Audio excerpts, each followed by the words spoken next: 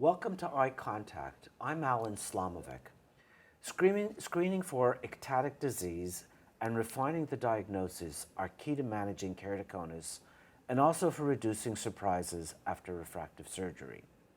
Today, I'm talking with Dr. Michael Belin about the importance of diagnosing ectatic corneal disease. Welcome, Dr. Belin. Thank you. Let's start with the basics. Why is it so important to evaluate ectatic corneal disease? Kind of a dumb question. I guess that'll not make it in the edit, but why do we ever want to diagnose a disease? The importance really is because now we have modalities that require that we diagnose a disease earlier than it used to be. I mean, we go back when you and I were in training back in the 1800s, we had two options, contact lenses or penetrating keratoplasty. Those are treatments for late disease, easy to diagnose. You can do it by slit lamp. Now we have modalities, particularly cross-linking, that the maximal benefit is probably the earlier we can intervene. So it becomes very important for us to diagnose early disease. I always say in cross-linking there are two problems. We're cross-linking too many who don't need it, and we're not cross-linking enough who really do need it. And those who really do need it, the real goal should be to identify disease as early as possible before we lose vision. We think about it, we don't normally treat diseases after they cause damage. We try to prevent damage. And that's currently not what we're doing because we're missing disease as early as we should really be detecting it. So I guess what you're telling us is that we want to be treating this right before we start having a negative impact on vision. We want to get the disease beforehand, and in order to do that, you've got to diagnose it. Correct. If you take I love glaucoma because it's a great example or an analogy. We don't treat glaucoma after the patient loses field. We treat them when we have evidence of risk, high IOP, to the point where we know statistically they're going to have a problem. We identify disease early. We try to prevent sequela, not really wait until they already have loss of vision. So would your threshold be lower, for example, with increased risk factors such as family history of keratoconus, atopy, eye rubbers? Yes. I think it's, you always do a risk-benefit ratio, and clearly if you have someone who has abnormalities, what we call subclinical keratoconus, which is true disease, but before they lost vision, and then if the disease is progressive, but if they have a strong family history or they're eye rubbers, you may want to even intervene before you document progression. And that's really a physician choice. Mm-hmm. So we have many imaging options, corneal topography, tomography, pachymetry, OCT. What are you currently doing to get that early diagnosis? You really need a tomographic device. The only way to diagnose early disease, and when we say early disease, it's before you lose vision, which means before you have changes on the anterior cornea. So you need a tomographic device. Of those, there really are Scheimpflug or OCT.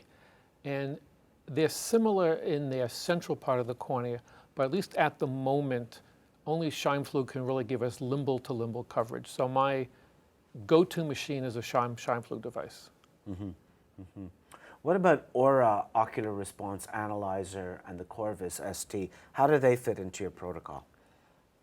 At the moment, I don't want to say I'm a non-believer, but I am observing. I think they're interesting. I think the Aura is not as comprehensive as the Corvus. I think it's very interesting. I think ultimately it will be incorporated into some of our screening parameters.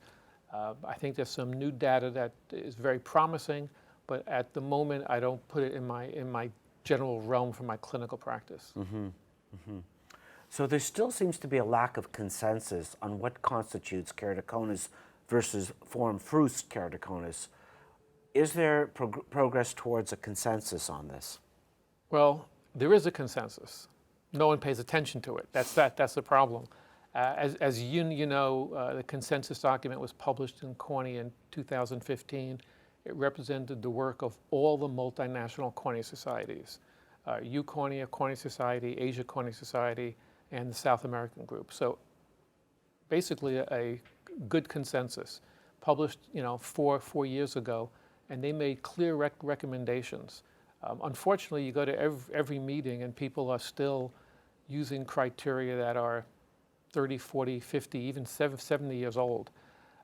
As far as form first, it's a term I actually never use.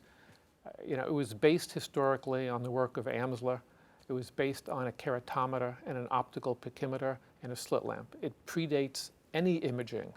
I think it's really a term we should no longer use, but again, it continues to be used. So what looks good on the research front?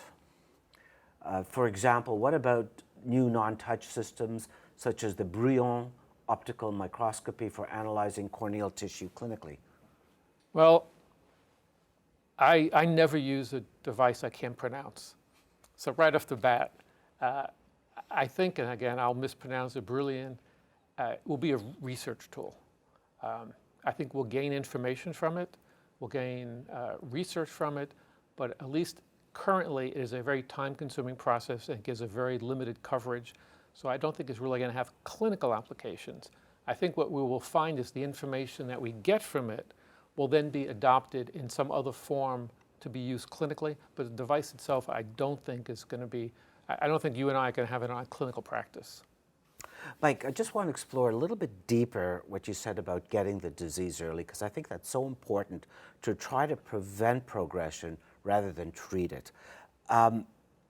What, in your opinion, there's this whole group of patients there that are out there that are very early, that are perhaps under the care of an optometrist or a primary care doctor. How can we educate the public about getting these patients in early so that we can treat them? Really a great question. You alluded to, and I will agree with that 100%, the real problem is that most of these patients, particularly early cones, are not under our care. And often they are kept in contact lenses until they either can no longer see or they can't tolerate them. And unfortunately, that means the disease has already progressed quite a bit. And a lot of times they're referred already progressed to the point where they're not even candidates for cross-linking any longer. I always say that, DALK and PK represent a diagnostic failure. It's these people have been held on too long. And unfortunately, contact lens fitters often have a financial reason to hold on to their patients, so they don't refer them in. The other big thing is the diagnostic equipment to pick up early disease is not inexpensive and not in the hands of primary care. And that's something we've talked about over and over again. We need a way to be able to pick up the disease early in a cost-effective fashion. And currently, that's not really available. So in medicine in general, we know we try to approach or to educate the at-risk population. Should we perhaps be going to the population who's at risk, the people with a history of keratoconus, inform them that their kids need to be checked, or or parents who have eye rubbers? These are the ones that are at greater risk. Should we be trying to maybe get to these people directly early on?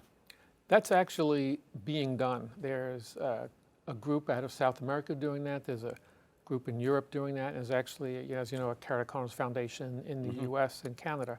So it's being done, but outreach for people who don't know they have a disease is problematic. Family members, that's easy.